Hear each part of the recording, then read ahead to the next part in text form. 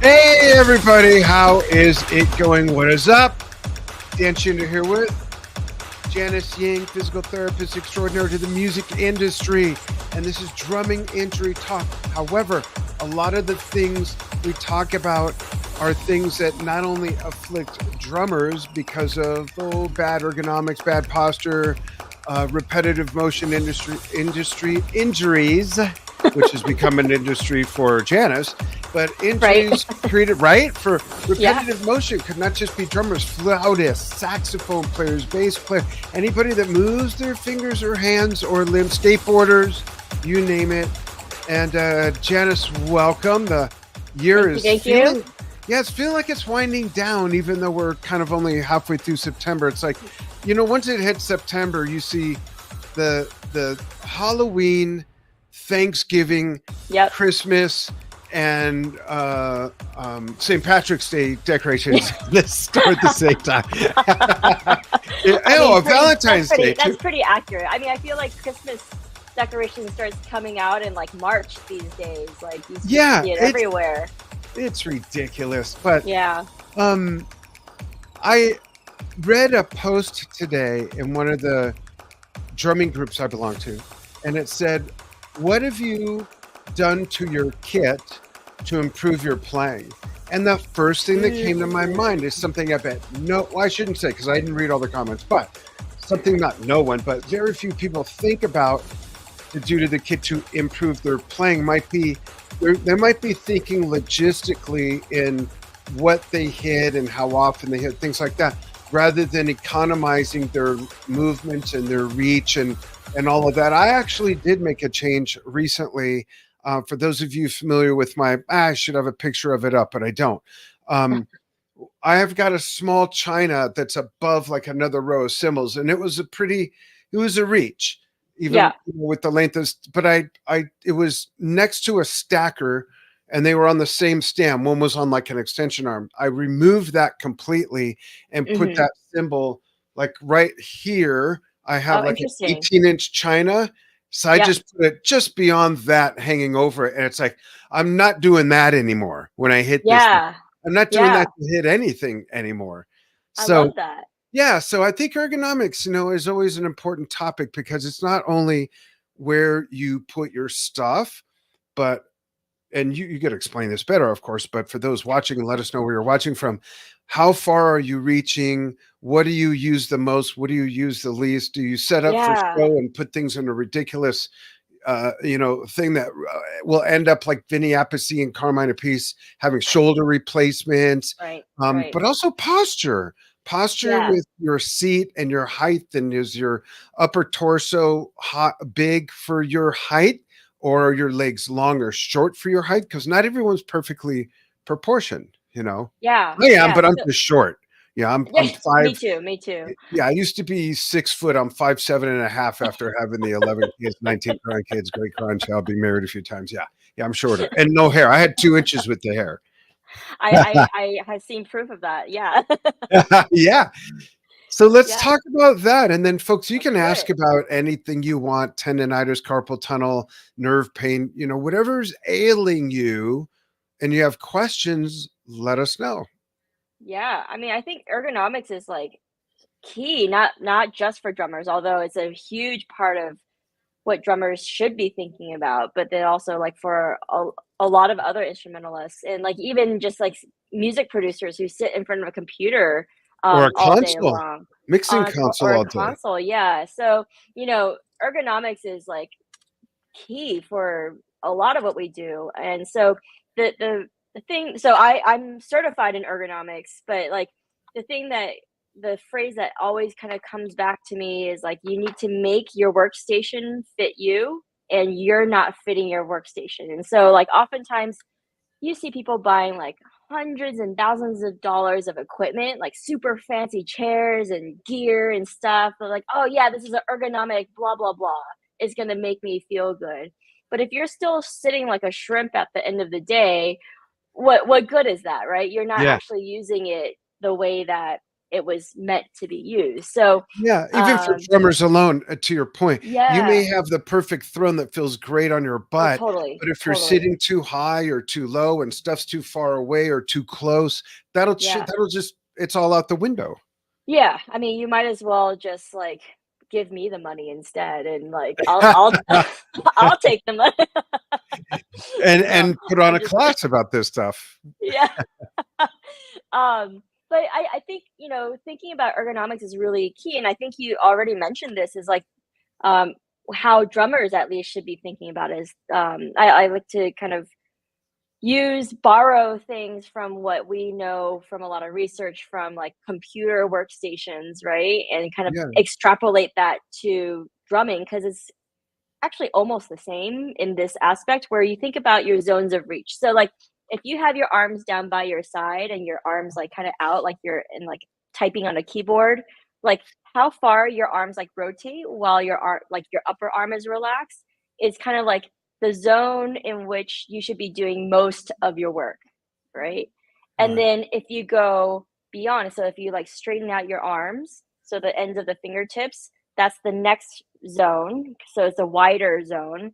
And that's kind of like your moderate work. So maybe you spend a decent amount of time there, but it's not as frequent as like what you're doing down in front of you. And then anything beyond your fingertips is like the rare occasion. So maybe you have some trying to set up, you know, out of that those first two zones of reach, but you're only doing it like once every like 15 minutes or once every 20 minutes. Like, you might spend a little bit of time up there and then, kind of come back to those first two zones. I would say that's okay. I think that's fine. And so there's like form over function. If you want something flashier, you still should be keeping those three zones in mind and like how you're designing your setup and whatnot. But you could it could be okay for you to be there occasionally, but it shouldn't be all the time. Right. And with drummers, those zones you mentioned, often, of course, we have the sticks that give us an Right, right. extra, maybe from the So top of your grip forward, another 12 inches or so, maybe something like that. I think yeah, most sticks are so 16 how inches. how I would look at it, so the sticks are basically an extension of your hands. So Yeah. instead of like the ends of your fingertips here as your zone, maybe the stick is the end of that first Yeah. zone and etc. So you're just extending that by another like 6 to 8 inches. Yeah. I think another thing, and this comes out of eons ago when the earth was cooling and the drum set was first invented. Most drummers are still setting up with the bass drum directly in front of them and the Ah, pedal directly yeah, and the hi-hat to the yeah, left. And so yeah. their waist is facing that way for the pedals, but their body's somewhat twisted facing forward.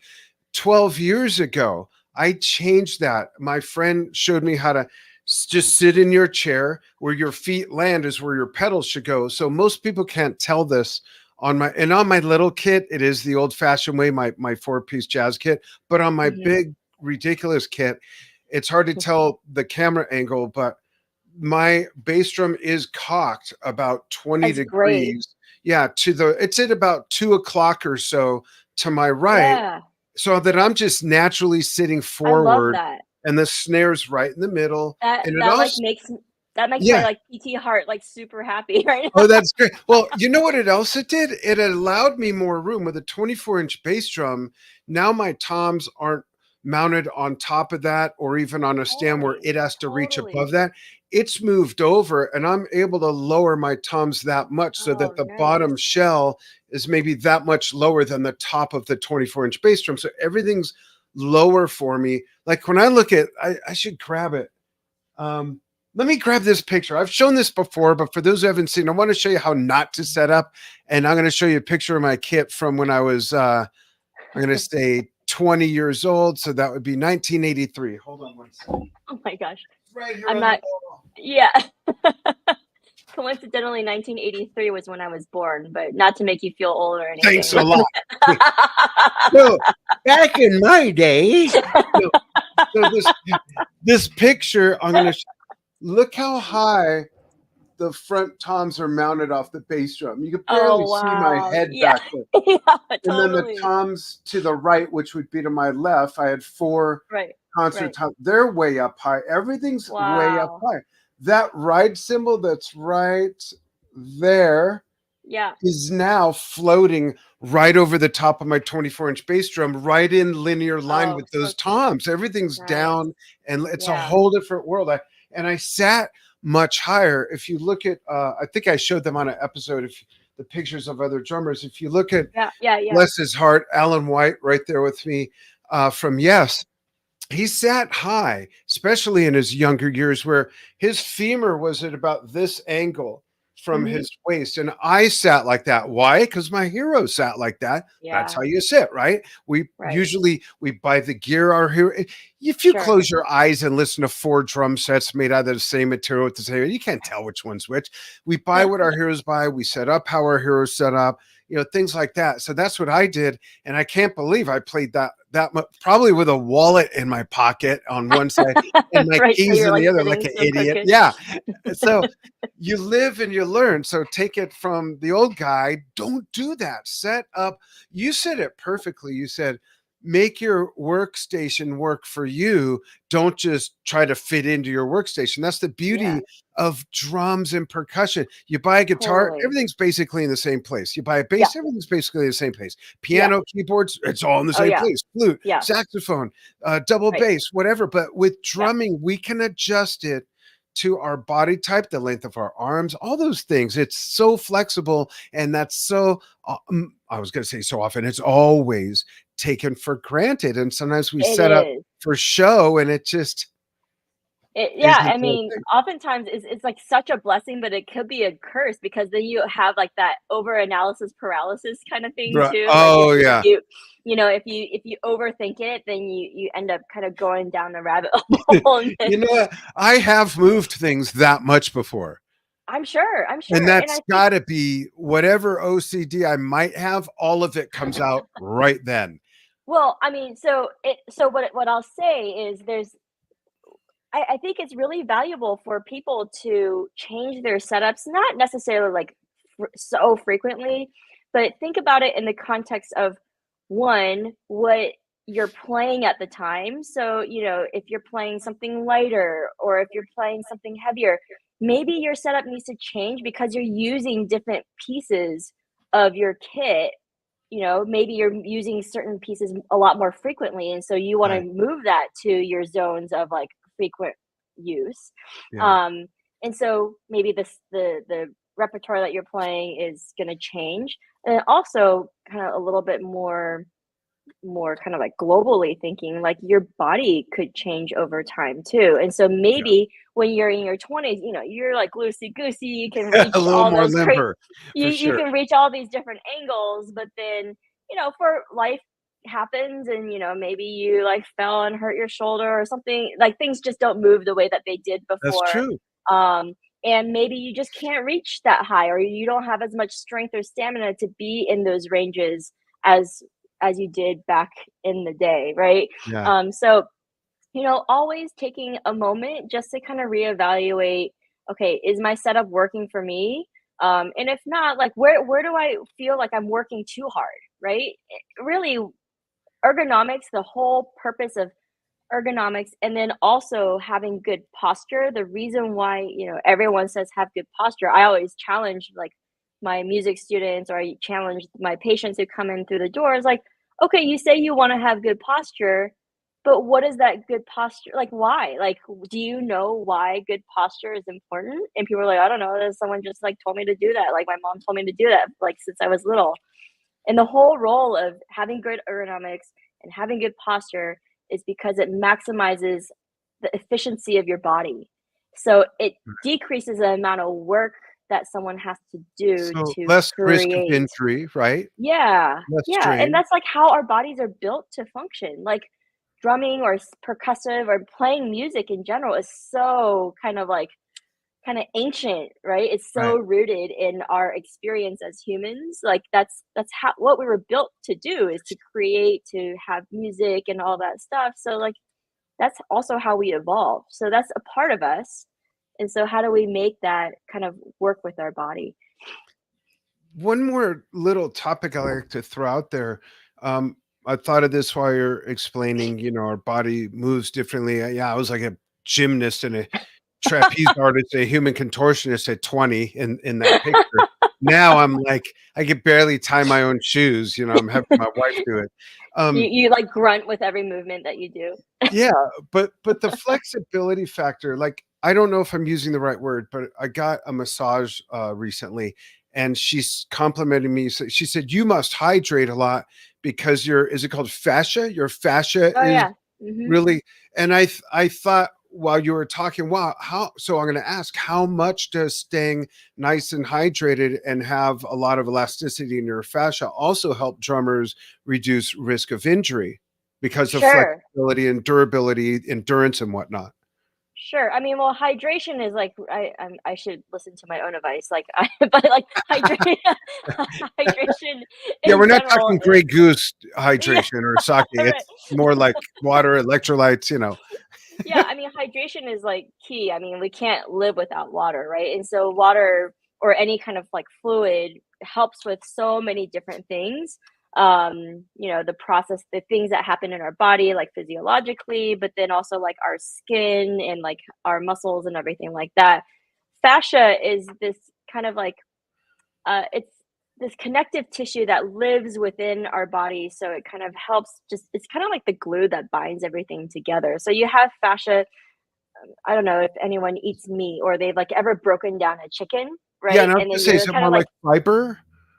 yeah, it's like if you've ever broken down a chicken, this is like probably the best analogy or kind of scenario that I can tell, like, because a lot of people eat meat, or they've at least seen a chicken being Yeah, broken or down, or some turkey, kind of like animal being right? broken down, like to prepare for dinner or lunch.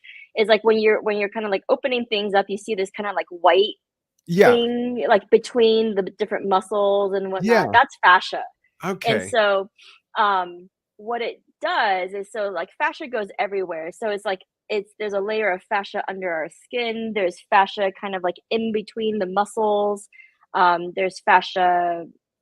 It goes everywhere. And so, we're still not like still haven't discovered all of the roles of fascia, I would say, or at least I don't know all of the roles of fascia. But what we have learned is that fascia is kind of like this connective tissue that also helps our tissues like kind of talk to each other in a Oh, sense. And so, yeah, so back to the flexibility question that you're asking, sometimes fascia can kind of like tighten up or stiffen up. And that could be through scar tissue, or it could just be like a toughening, or some people aren't as hydrated anymore. And so that fascia gets tougher. And so when you're trying to move, it doesn't have that elasticity or that stretch quite as much as in a healthy situation. interesting. And so if someone had restrictions in their fascia, they might actually lose some flexibility in certain aspects of their movement. Thanks. Now that I think of it, You the way she said it was, she said, "You must drink a lot." I wasn't sure what she meant. And then she explained, but I now hardly drink any alcohol now whatsoever, Yeah, but, it it was nice to it was gratifying that it shows and that an yeah. expert could literally like feel it in my body. And I thought, Mhm. okay, good. I'm on the right program. And I said, I do drink, I have water right here. I drink Yeah. water. I drink a few things of tea that has that I mix amino acids and electrolytes into. It's called amino energy. I do 3 shakes of almond milk a day that has like all kinds of mushroom mix in it and maca Nice. and super greens and another one with beets. I'm really into that. And it's Yeah. really like I'm 61 and a half and I really feel great. I feel good. Yeah, there's things that I'm nowhere near the flexibility that I had, but like I said, I'm only like 5'7.5", 152 or 5, depending on the day. But I have a lot of energy, a lot of endurance, and a lot of strength. And I Yeah. think it's because I've taken care of myself as I've Totally. gotten older. When you're younger, you don't have to as much. So I've kind of done that. I've opted up the care as the need has become, the organic resources have not been there as I've Yeah, gotten older. So right. I can make up for it. And I was diagnosed with diabetes. It's been 5 years now. So that, for those who don't know, I think if I remember right, the Greek translation of diabetes is deterioration. So it took away a lot of my muscle mass. My arms are really skinny, but the strength, the speed is there. My calves are still really big Yeah. from, playing so Yeah, long and and I all. mean, the thing too is, like, you don't have to be like Arnold Schwarzenegger style to Right, have strength, right? Like, right, if right. you look at, like, the world's best marathon runners who are super crazy strong and have crazy endurance, like, they're, like, really skinny, like, they're the, like, Yeah. sick people.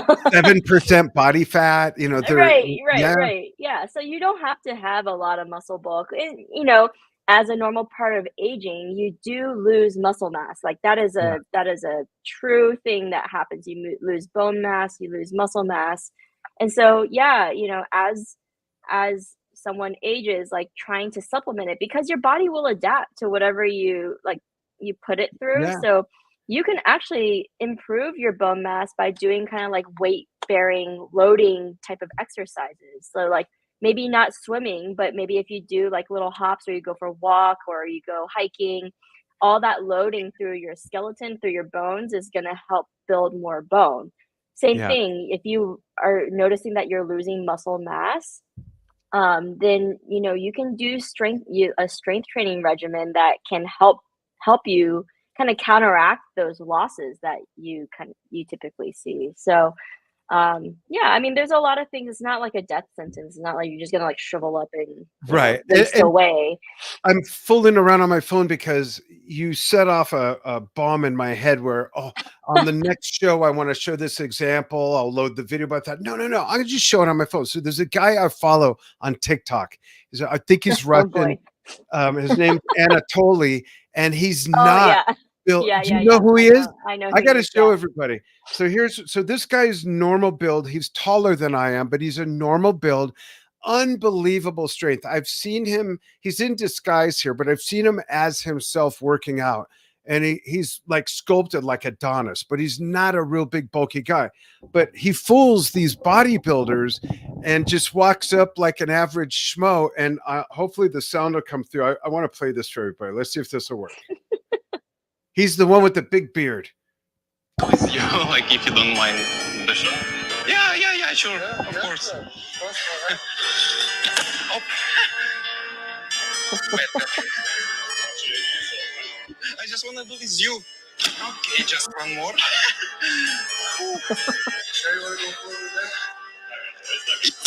Now looks better. Oh, not too much ego, just too much weight. Maybe like you guys have big ego. Oh. I'm not the ego. What do you mean? What do you mean, guys? I will just here, guys, to make myself better, and that's it. You'll find one where I believe you like this heavy. look at these guys. They're like 3 times his size. Watch what happens. You know? If you want, he's joking this new. Wanna find out? I will just wanna try it. I will take my music. Oh, like this. Oh. I love this music.